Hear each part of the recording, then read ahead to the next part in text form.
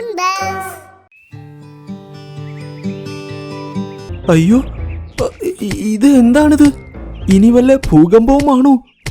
അവൻ കൂട്ടിൽ നിന്നും ഇറങ്ങി നോക്കിയപ്പോൾ രാമുവാനെ, ഈ മരത്തിൽ എന്റെ കൂടുണ്ട്, നിർത്ത്, അല്ലെങ്കിൽ അത് താഴെ വീഴും. അയ്യോ, നീ വേറെ ഏതെങ്കിലും മരത്തിൽ പോയി കൂട് കെട്ട്. പക്ഷേ ഞാൻ നിർത്താൻ പോകുന്നില്ല. ഞാൻ ഈ മരം മറച്ചിടുക തന്നെ ചെയ്യും. ഒരു കാട്ടിൽ രാമു എന്നു പേരുള്ള ഒരു ആനയുണ്ടായിരുന്നു. അവൻ അഹങ്കാരിയും ദുഷ്ടനുമായിരുന്നു.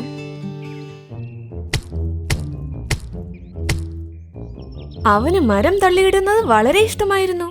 എന്നാൽ തള്ളിയിടുന്ന മരങ്ങളിൽ പാവം പക്ഷികളുടെ കൂടുകൾ ഉണ്ടായിരിക്കും.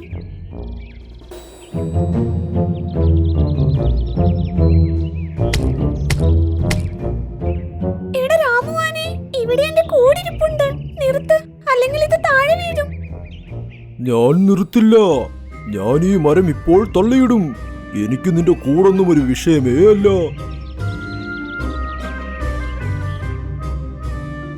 രാമുവാന വീണ്ടും മരത്തിലിടിക്കാൻ തുടങ്ങി. അപ്പോൾ ടീനുവിന്റെ കൂട് താഴെയും വീണു. അവൻ പൊട്ടിച്ചിരിച്ച് അവിടെ നിന്നും പോയി. ടീനു പക്ഷിയും കരയാൻ തുടങ്ങി. ഇങ്ങനെ തന്നെ ആ കാട്ടിലുള്ള ഒരുപാട് പക്ഷികളുടെ കൂട് നശിപ്പിച്ചു. ആ കാട്ടിൽ ഒരു വൈകല്യമുള്ള തത്തയും ജീവിച്ചിരുന്നു. അതിന് കൂടും ഉണ്ടായിരുന്നില്ല. അതിന്റെ അടുത്ത് കാലുക്കാക്ക ഇങ്ങനെ പറഞ്ഞു: മിട്ടു, നിനക്ക് സുഖമാണോ? ആ, നന്നായി പോകുന്നു. നിനക്ക് സുഖമാണോ? ഞാനും നന്നായി പോകുന്നു.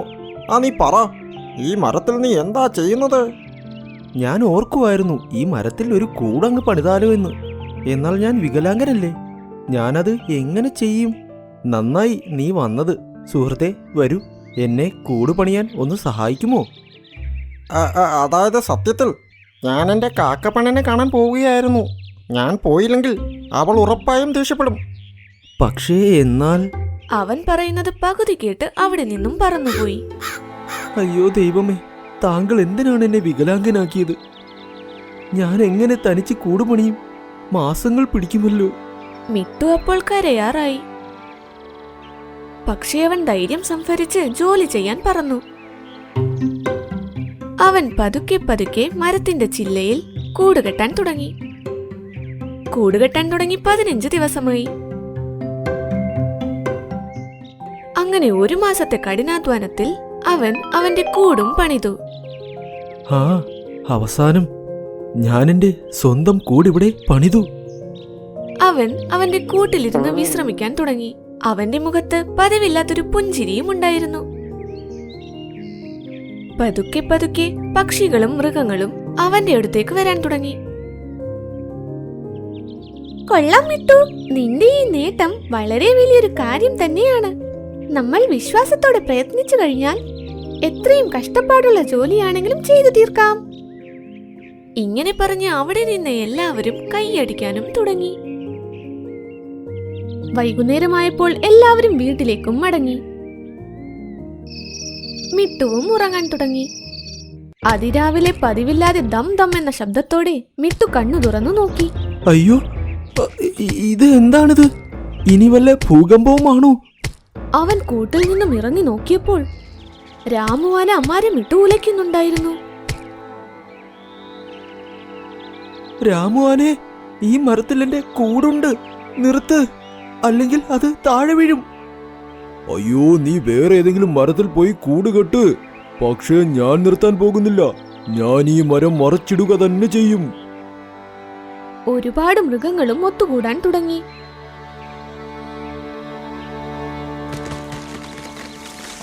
അങ്ങനെ മരത്തിന്റെ കൂടെ തന്നെ മിട്ടുവിന്റെ കൂടും താഴെ വീണ് നശിച്ചുപോയി. മിട്ടുവിന്റെ ചങ്കും തകർന്നു. ദുഷ്ട രാമുവാനെ, ഞാനൊരു വികലാംഗനായ തത്തയാണ്. ഞാൻ ഈ കൂട് 1 മാസം രാവും പകലും കഷ്ടപ്പെട്ട് പണിതതാണ്. പക്ഷേ നീ അതൊന്നും കാര്യമാക്കാതെ എന്റെ കൂടെ നശിപ്പിച്ചല്ലോ. അയ്യോ അയ്യോ, നിർത്തു നിന്റെ അഭിനയം. ഞാൻ ഈ കാട്ടിലെ എല്ലാ പക്ഷികളോടും പറഞ്ഞിട്ടുണ്ട്, നിങ്ങൾ കൂട് കെട്ടാനേ പാടില്ല എന്ന്. അങ്ങനെയാണെങ്കിൽ മരം വീഴുമ്പോൾ തകരില്ലല്ലോ. നിങ്ങളിത് വേറെ എവിടെയെങ്കിലും ഉണ്ടാക്കൂ. നിങ്ങൾ വീണ്ടും വീണ്ടും ഇങ്ങനെ തന്നെ ചെയ്തുകൊണ്ടിരുന്നാൽ നിങ്ങളുടെ കൂട് തകരുന്നത് നിങ്ങൾക്ക് എന്നും ഇങ്ങനെ കണ്ടു നിൽക്കാൻ പറ്റും.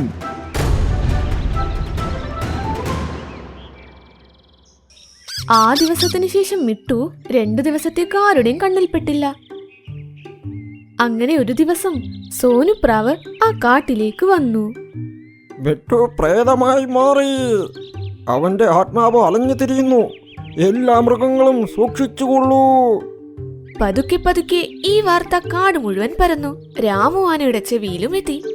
മിട്ടു എന്നു മുതൽ മാഞ്ഞുപോയോ? ഈ വിഡ്ഢികളായ മൃഗങ്ങളെല്ലാവരും അവന്റെ ആത്മാവ് അലഞ്ഞു തിരിയുന്നു എന്ന് പറയുന്നു. എനിക്ക് പേടിയില്ല. അടുത്ത ദിവസം രാമു ആന നദിക്കരയിൽ വെള്ളം കുടിക്കാൻ പോയി. അവിടെ ഒരുപാട് പക്ഷികളും മൃഗങ്ങളും ഉണ്ടായിരുന്നു.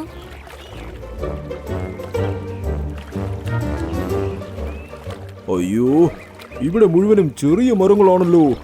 ഇത് തള്ളിയിടാൻ ഒരു സുഖമില്ലല്ലോ.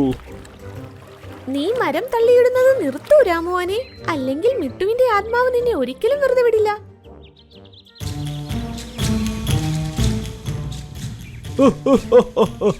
മിട്ടുവിന്റെ ആത്മാവ്, മിട്ടുവിന്റെ ആത്മാവ്. ഇങ്ങനെ പറഞ്ഞ് രാമുവാന ആ മരത്തിലിരിക്കാൻ തുടങ്ങി. അതിൽ മൈനയുടെ കൂടുണ്ടായിരുന്നു. നശിച്ചു പോകട്ടെ, നശിച്ചു പോകട്ടെ. എടാ രാമുവാനെ, എന്നെ കൂടിരിക്കുന്ന മരം എന്തിനാ ഇടിക്കുന്നത്? നീയല്ലേ പറഞ്ഞത് മിട്ടുവിന്റെ ആത്മാവ് ഇവിടേക്ക് വരുമെന്ന്? വിളിക്ക് മിട്ടുവിന്റെ ആത്മാവിനെ. ഇത് പറഞ്ഞ് അവൻ വീണ്ടും ഇടിക്കാൻ തുടങ്ങി. രാമുവനെ, നിർത്തു നീ. ഈ ശബ്ദം എവിടെ നിന്നാണ് വരുന്നത്? പെട്ടെന്ന് എല്ലാവരും നോക്കി നിൽക്കേ മിട്ടു ആ മരത്തിൽ വന്നിരുന്നു. നിന്റെ ഈ ദുഷ്ടത കാരണമാണ് എന്റെ കൂട് തകർന്നത്. അത് കാരണം എന്റെ ജീവനും നഷ്ടമായി. ഇനിയും നീ നിർത്തിയില്ലെങ്കിൽ ഞാൻ ഇപ്പോൾ തന്നെ നിന്റെ ദുഷ്ടതയ്ക്കുള്ള ശിക്ഷയും തരും. ഓഹോ, നീ മരിച്ചുപോയല്ലേ? ഇപ്പോൾ എന്റെ മുൻപിലുള്ളത് നിന്റെ ആത്മാവും. ആ ശരി, ആത്മാവായി വന്ന് നീ എന്നെ പാഠം പഠിപ്പിക്കുമല്ലേ? എന്നാൽ എന്തിനാ നീ താമസിക്കുന്നത്? ശരി, നീ ഇപ്പോൾ കണ്ടോ? അവനോട് ഇങ്ങനെ പറഞ്ഞ് രാമുവാന പറന്നു മുകളിലേക്ക് വന്നു. എന്താ ഇത്? ഞാൻ മുകളിലേക്ക് എങ്ങനെയാണ് പോകുന്നത്? എല്ലാവരും ഇത് കണ്ട് ഞെട്ടിത്തരിച്ചു. രാമുവാന കാറ്റിൽ പറന്നു പറന്ന് നദിയുടെ മുകളിലേക്ക് പോകാനും തുടങ്ങി. ഞാനിപ്പോൾ നിന്നെ വെള്ളത്തിലേക്ക് മുക്കാൻ പോവുകയാണ്. നീ അതിന്റെ അകത്ത് കിടന്ന് ചാകും. അയ്യോ വേണ്ട മിട്ടു, മിട്ടു എന്നോട് ക്ഷമിക്കൂ, മാപ്പ് തരൂ. ഞാൻ ചെയ്തത് വളരെ വലിയ തെറ്റാണ്. ഞാൻ നിന്റെ കൂട് തകർത്തത് വളരെ വലിയ തെറ്റായിപ്പോയി. നീ പറ, ഞാനെന്തിനു നിന്നെ വെറുതെ വിടണം? നീ ചാകേണ്ടവൻ തന്നെയാണ്. എനിക്ക് നിന്നെ തിരിച്ചു കൊണ്ടുവരാൻ പറ്റില്ല. എന്നാൽ ഞാൻ വാക്ക് തരാം. ഞാൻ എത്രയെത്ര പക്ഷികളുടെ കൂടുകൾ നശിപ്പിച്ചു കളഞ്ഞു. ഞാൻ അവർക്ക് എല്ലാവർക്കും പണിത് കൊടുത്തോളാം. ഇനി ഒരിക്കലും ഒരു മരവും ഞാൻ തള്ളിയിടില്ല. പ്ലീസ് എന്നെ വെറുതെ വിടൂ. ഇങ്ങനെ പറഞ്ഞ് രാമുവാന തറയിലേക്കും വന്നു നിന്നു. പോയി ടീനു പക്ഷിക്ക് ഒരു പുതിയ കൂട് പണിത് കൊടുക്ക്. ഓഹോ, ഞാൻ ഇപ്പോൾ തന്നെ പോവാം.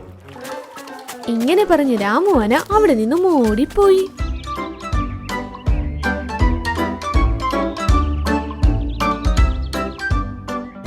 എന്നോട് ക്ഷമിക്കൂ ടീനു, നിന്റെ കൂട് ഞാൻ നശിപ്പിച്ചു കളഞ്ഞു. അതിനു പകരം ഞാൻ പുതിയ കൂട് നിനക്ക് പണിതു തരാം. ഇത് കേട്ടപ്പോൾ ടീനുവിനും സന്തോഷമായി. ആനയും വിറകുകൊള്ളി ശേഖരിക്കാൻ അവിടെ നിന്നും പോയി. ഏയ് മിട്ടു, നീ സത്യത്തിൽ മരിച്ചുപോയോ? അയ്യോ ഇല്ല, ഞാൻ ജീവിച്ചിരിപ്പുണ്ട്. അപ്പോൾ രാമു ആനയെ നീ എങ്ങനെയാണ് കാറ്റിൽ പറത്തിയത്? അത് ചെയ്തത് മിട്ടുവല്ല, ഞാനാണ്. അവന്റെ കൂട് തകർന്നപ്പോൾ അവൻ കരയുന്നത് കണ്ടു.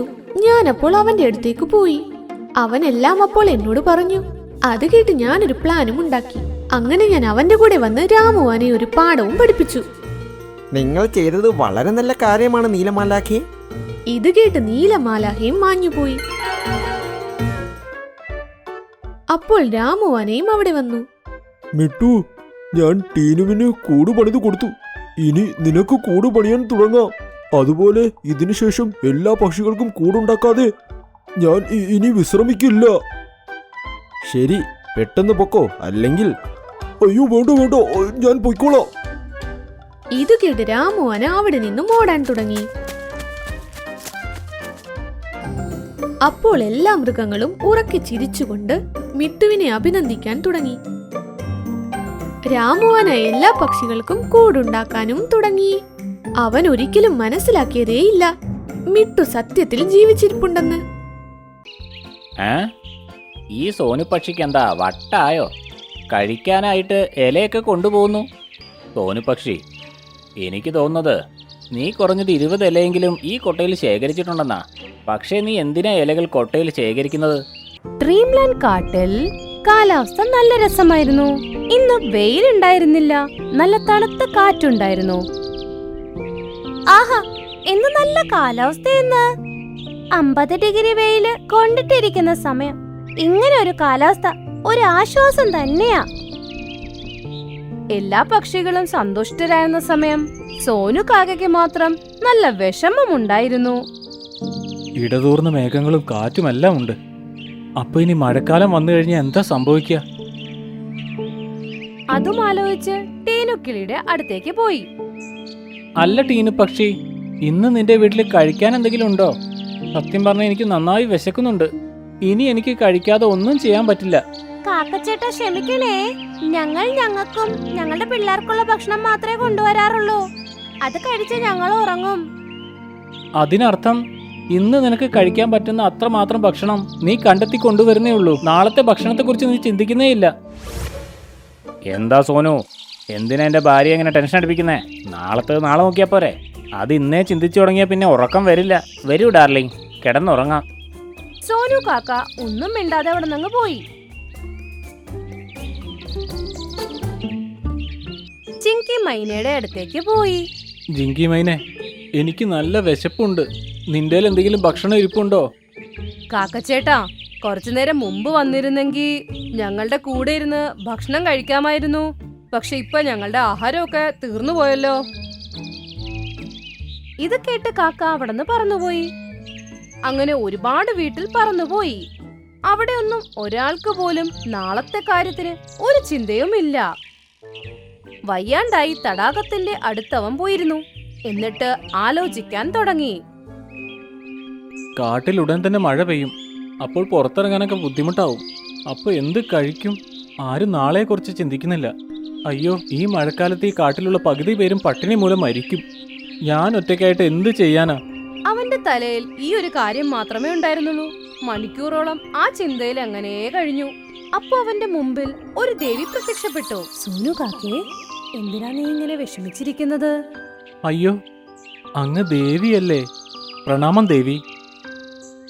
നിന്റെ മനസ്സിലെ വിഷമം അങ്ങ് അറ്റമായിരുന്നു. അങ്ങ് ആകാശത്തിരിക്കുന്ന ഞാൻ പോലും ഓടി നിന്റെ അടുത്തേക്ക് വന്നത് അതുകൊണ്ടല്ലേ? പറയ്, നിന്റെ മനസ്സിലെ വിഷമം എന്താണ്? അല്ലയോ ദേവി, എൻ്റെ കാട്ടിലുള്ള എല്ലാ പക്ഷികളും സന്തോഷകരമായ ജീവിതം നയിച്ചുകൊണ്ടിരിക്കുകയാണ്. ഏതാനും ദിവസങ്ങൾക്കുള്ളിൽ മഴക്കാലം ആരംഭിക്കാൻ പോവുകയാണ്. പക്ഷെ അതിനെപ്പറ്റി അവർക്കൊരു ആവലാതിയുമില്ല. മഴ പെയ്തു കഴിഞ്ഞാൽ പിന്നെ ഈ പ്രദേശം വിട്ടുപോകാൻ ബുദ്ധിമുട്ടാണ്. പിന്നെ ഇവരൊക്കെ എവിടുന്ന് ഭക്ഷണം തേടാനാണ്? അവരെങ്ങനെ ജീവിക്കും? എനിക്ക് ഈ കാര്യത്തെക്കുറിച്ച് ആലോചിച്ചാൽ വളരെ വിഷമമുള്ളത്. ഇത് കേട്ട് ദേവി ഒന്ന് ആലോചിച്ച് പറഞ്ഞു, നീ ഇവിടുന്ന് തിരിച്ച് നിന്റെ വീട്ടിലേക്ക് പോകുമ്പോ നിന്റെ വീടിന്റെ അവിടെയായി ഒരു കാലി കൊട്ട കാണും. ഒരു കാലിക്കൊട്ടയോ? അതുകൊണ്ട് എൻ്റെ പ്രശ്നത്തിന് എങ്ങനെ പരിഹാരം കാണാൻ പറ്റും? അപ്പൊ ദേവി കാക്കയുടെ ചെവിയിൽ ഒരു കാര്യം പറഞ്ഞു. എന്നിട്ട് അപ്രത്യക്ഷമായി. സോനു കാക്ക ഭക്ഷണത്തിനായിട്ട് തിരഞ്ഞുപോയി.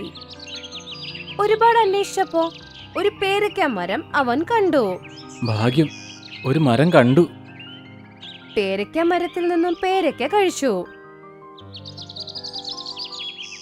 എന്നിട്ട് അതിൽ നിന്നും ഒരു ഇല പറിച്ചുകൊണ്ട് പോയി. അവൻ തിരിച്ചു വീട്ടിലേക്ക് പോകുന്ന സമയം എല്ലാ പക്ഷികളും അവനെ ഒരുമാതിരി നോക്കുകയായിരുന്നു. ഈ സോനു പക്ഷിക്ക് എന്താ വട്ടായോ? കഴിക്കാനായിട്ട് ഇലയൊക്കെ കൊണ്ടുപോകുന്നു. സോനു കാക്ക അവന്റെ വീട്ടിലെത്തിയപ്പോ അവിടെ ഒരു കാലി കൊട്ടയിരിക്കുന്നതായി കണ്ടു. ആ കൊട്ടയുടെ അകത്ത് പറിച്ചോണ്ട് വന്ന ഇലയിട്ടു.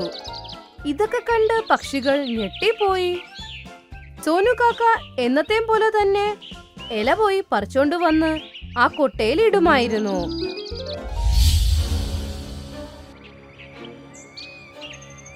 സോനു പക്ഷി, എനിക്ക് തോന്നുന്നത് നീ കുറഞ്ഞത് 20 ഇലയെങ്കിലും ഈ കൊട്ടയിൽ ശേഖരിച്ചിട്ടുണ്ടെന്നാ. പക്ഷേ നീ എന്തിനാ ഇലകൾ കൊട്ടയിൽ ശേഖരിക്കുന്നത്? എല്ലാ പക്ഷികളും ശ്രദ്ധയോടെ കേൾക്ക്. ഈ കൊട്ട നിറയ്ക്കുക എന്നത് എൻ്റെ മാത്രം ഉത്തരവാദിത്വമല്ല. ഇന്നു മുതൽ നിങ്ങൾ ഏത് പഴം കഴിച്ചാലും ആ മരത്തിൽ നിന്ന് ഒരു ഇലയെങ്കിലും ഈ കൊട്ടയിൽ കൊണ്ടുവന്ന് ഇടണം. എനിക്ക് നിങ്ങളെക്കാളും പ്രായമുള്ളതുകൊണ്ട് നിങ്ങൾ ഞാൻ പറയുന്നത് ചെയ്യേണ്ടി വരും. അതെ, നിനക്ക് പ്രായമുണ്ട്, അതുപോലെ വട്ടമുണ്ട്. എന്തൊക്കെയായാലും നിങ്ങൾ പറയുന്നത് ഞാൻ കേൾക്കാം. അതിനുശേഷം എല്ലാ പക്ഷികളും ആഹാരം കഴിക്കുന്ന എവിടെന്നാണോ ആ മരത്തിൽ നിന്നുള്ള ഇല കൊണ്ടയിടുമായിരുന്നു. സഹോദരങ്ങളെ, മഴ വളരെ ശക്തമാണ്. ഇങ്ങനെ പോയാൽ നമുക്ക് മറ്റ് കാടുകളിൽ പോയി ഭക്ഷണം തേടാനാവില്ല. മണ്ണിലും വെള്ളം നിറഞ്ഞിരിക്കുകയാണ്. ഇങ്ങനെ പോയാൽ നമ്മൾ ഭക്ഷണത്തിന്റെ കാര്യം മറക്കേണ്ടി വരും. നീ പറഞ്ഞത് ശരിയാണ്. മഴ കുറയാണ്ട് ഇനി ഒരു കാര്യവും ചെയ്യാൻ പറ്റില്ല. എല്ലാ പക്ഷികൾക്കും ടെൻഷനായിരുന്നു. അവര് മഴ നിൽക്കാനായി കാത്തു നിൽക്കുകയായിരുന്നു. അവിടെ മഴ കുറയുന്നില്ല. എല്ലാ പക്ഷികൾക്കും നല്ല രീതിയിൽ വിശക്കുന്നുണ്ടായിരുന്നു. സോനു കാക്കയും അങ്ങനെ അവിടെ വന്ന് ഇരിപ്പായി. പറയൂ, നിങ്ങൾ എന്തിനെക്കുറിച്ച് ആലോചിച്ചാ വിഷമിക്കുന്നത്? നീ പറഞ്ഞത് ശരിയാ സോനുപ്രാവേ.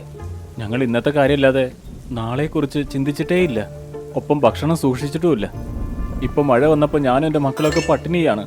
അന്ന് ഞങ്ങൾ നീ പറഞ്ഞത് കേട്ടിരുന്നെങ്കിൽ ഇപ്പം എല്ലാവരുടെ അടുത്ത് ഭക്ഷണം ഉണ്ടാവുമായിരുന്നു. എനിക്കറിയായിരുന്നു സമയമാവുമ്പോൾ നിങ്ങൾ എല്ലാവരും ഖേദിക്കുമെന്ന്. എന്നാൽ നിങ്ങളിപ്പോൾ വളരെ വൈകി. ഇനി പട്ടിണി കിടന്ന് മരിക്കാന്നല്ലാതെ വേറൊരു വഴിയില്ല. കാക്കച്ചേട്ടാ, മഴയൊന്ന് നിന്നു കഴിഞ്ഞാൽ ഉറപ്പായിട്ടും നിങ്ങൾ പറഞ്ഞ കാര്യം ഞങ്ങൾ ചെയ്തോളാം. നിങ്ങൾ എന്തായാലും ഇപ്പോൾ കഠിനാധ്വാനം ചെയ്യാൻ തീരുമാനിച്ചിരിക്കുകയല്ലേ? എങ്കിൽ ഞാനൊരു കാര്യം കാണിക്കാം. ഞാൻ എന്തിനാണ് എന്നും ഇലകളൊക്കെ കൊട്ടയിലിട്ടത് എന്നത്. എല്ലാ പക്ഷികളെയും കൊണ്ട് സോനു കാക്ക അവന്റെ വീട്ടിലേക്ക് വന്നു. അവിടെ ചെന്ന് എല്ലാവരും നോക്കുമ്പോ എല്ലാവരുടെ കണ്ണു പുറത്തേക്ക് വരുന്ന രീതിയിൽ ഞെട്ടുന്ന കാഴ്ചയായിരുന്നു അവര് കണ്ടത്. ഇത്രയും നാളും എല്ലാവരും കൊണ്ടേ ഇലയിട്ടിരുന്ന കൊട്ടയ്ക്കകത്ത് എങ്ങനെയാണോ ഇത്രയും നിറച്ച് ഫലങ്ങൾ വന്നതെന്ന്. ഇതെങ്ങനെ സംഭവിച്ചു? ഇതെങ്ങനെ ഇങ്ങനെ മാറി? എനിക്കൊന്നും മനസ്സിലാവുന്നില്ലല്ലോ. അന്നത്തെ ആ ദിവസം മഴക്കാലത്തെക്കുറിച്ച് നിങ്ങൾക്ക് ഒട്ടും ആശങ്കയില്ലെന്ന് ഞാൻ കണ്ടെത്തിയപ്പോൾ അതിന്റെ വിഷമത്തിൽ ഞാൻ കുറേ സമയം കുളത്തിന്റെ കരയിലിരുന്നു. അപ്പോൾ എൻ്റെ അടുത്ത് ഒരു ദേവി പ്രത്യക്ഷപ്പെട്ടു. ആ ദേവിയാണ് എനിക്ക് ഈ കൊട്ട തന്നത്. ഇന്നു തൊട്ട് നീ കഴിക്കുന്ന ഫലത്തിന്റെ മരത്തിൽ നിന്നും ഒരു ഇല പറിച്ചുകൊണ്ട് ആ കൊട്ടയിൽ ഇടണം. അത് നീ എന്നും ചെയ്യേണ്ടതാണ്.